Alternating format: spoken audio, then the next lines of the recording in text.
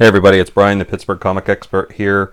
A little while back, Archangel put out a challenge, kind of unofficial challenge. He just said, there's the $15 challenge. Can you go out and find a bunch of cool books for $15 or less? So I managed to do that, and I wanted to share this with you because I hit up this resale shop. I had actually been banned from this shop about a month or two ago, but we made amends, and I've been visiting them again. So the guy just got a whole bunch of comics in, and I guess he must have just put them out because I really cleaned house here. So these were all 3 for $1, with the exception of one. And I did him a favor on that one, and I'll get to that. Whenever you see that cover, I'll point it out. But these are all 3 for $1, so a lot of these are up for trade, except this one has a pop staple, this G.I. Joe 100. Plus, that's my favorite Cobra Commander, is the hood. So I'll probably keep this one for myself, but pretty much the majority of these books that you see are, I'm not really sentimentally attached to any of them. So let's just get started. So keep this in mind, 3 for $1. I spent about $14 on all this stuff. So we'll start with G.I. Joe 100. And some of these are probably anywhere, none of these are near mint. I think the highest grade I have is probably like a VF plus, and the worst grade I have is like a 1.0. So these do range, but let's just say these have been well-loved and well-read copies. So we got Iron Man 304, first Hulkbuster.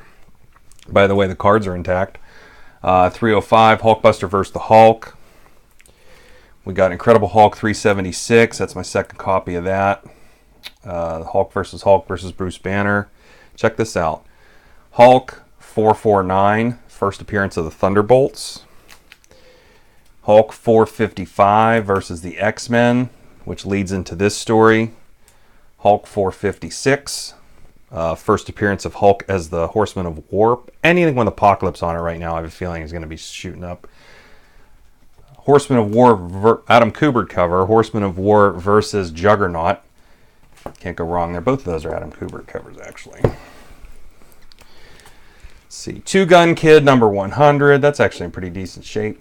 It's not a bad book. Two Gun Kid 118. Ghostly Tales number 122. That's actually in pretty decent shape for being a Charlton comic, because those books never had good paper. Ghostly Tales 128. Let's see, The Power of Warlock number 8. First issue before it went to just Warlock. Amazing Spider-Man number 324, Todd McFarlane cover. Amazing Spider-Man 35 or Spider-Man 2099 35, first appearance of Venom 2099. It's available for trade too. Let's see. Battlestar Galactica number 7 from the Marvel series. Number 3, the Whitman reprint. That one's got some issues. Number 2, Whitman reprint. These Whitman reprints of this book were all, they're all worth the same as the original prints. And then we got the number 1 Whitman reprint. We got Warlock number 15. Awesome Thanos cover. I think that's also the last issue. We got Thanos, Gamora. I think that guy's name's Pip. I don't remember. That's a pretty badass cover. Warlock's going to be getting real popular real soon. Let's see. These are up for trade, and these are also hard to find. We got G.I. Joe 138, the Snake Eyes and Ninja Force, still sealed in the poly bag. We got 136, 135. So those are all available for trade. And those are hard to find in the bags still, and they're pretty expensive on eBay. Blackhawk number 1 with the Lady Blackhawk on the cover. I hear she's about, I think that's volume 3. She's about to get real popular from what I understand, so I took a chance there. I found this, I think this was based off of a movie, or they based a movie off of this. So I ended up picking up this these were, like I said, all 3 for $1. This was from Greg Rucka too on Oni Press, so I'm actually going to give this a read as it looked interesting. So we got Whiteout number 1. Number 2, pretty nice Mike Mignola cover. These are all in black and white too. Number 3, that's the complete series with number 4.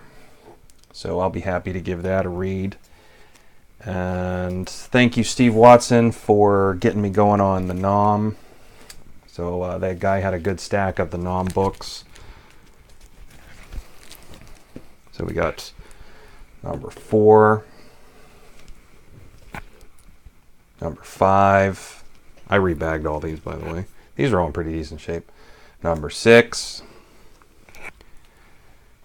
number 7, number 8. I believe Steve Watson said that's the first appearance of the Tunnel Rat. Number 9, and number 11. So that's a nice chunk of books there, and we're, like I said, we're under 15. We're at $15 or under for this whole set. So let's talk about some of the major keys keys, major and minor, that I found. So we'll start with this one. I've been actually looking for this for a while. These were hard to find. Terror Inc. Number 1. I think that was reprinted under Max, the Max imprint, but there's a few covers in here, some crossovers. Like, basically, this whole run of Terror Inc. is a bunch of cover swipes of earlier Copper Age stuff. And one of them I actually have, my friend in Omaha has 9 and 10 for me because that's the Wolverine story. So this, let's see. Let me see what order I'm going to go in. All right, I'm going to go in this order. So I could not believe I found these going through the Amazing Spider-Man books, and I saved these. I set these aside because I wanted to show these later in the video.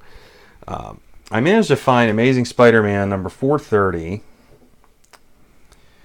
in this box. Now, again, 3 for $1. Now, this one's got some issues. There's some flecks up here. Looks like, I don't know if somebody spilled something on it, or somebody spilled something and it splashed on there or what.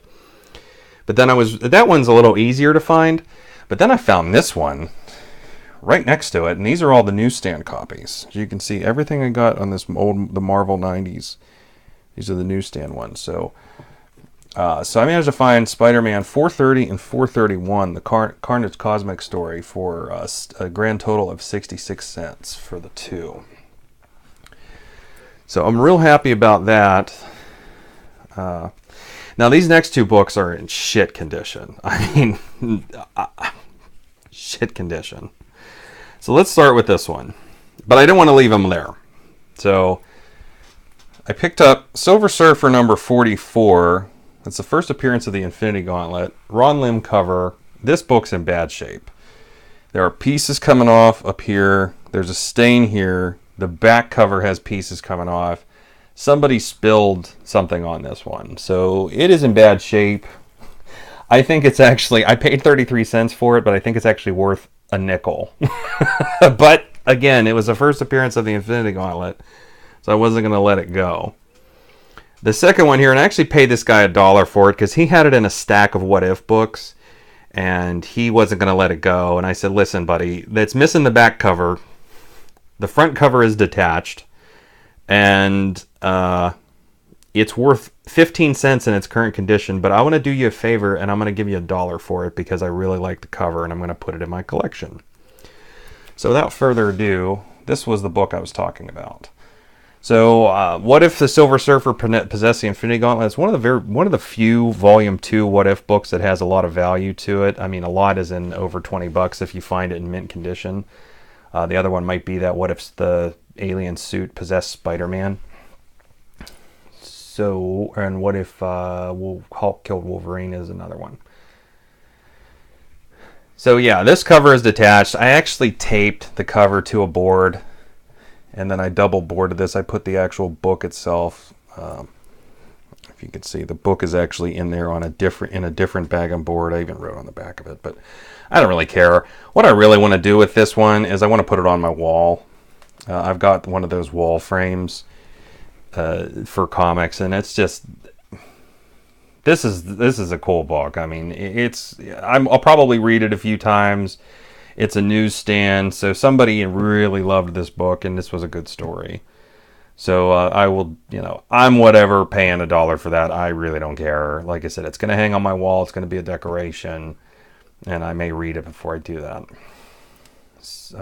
That other Silver Surfer one, the Thanos one, or the Infinity Gauntlet, who knows what I'll do with it. But anyway, so that is my haul.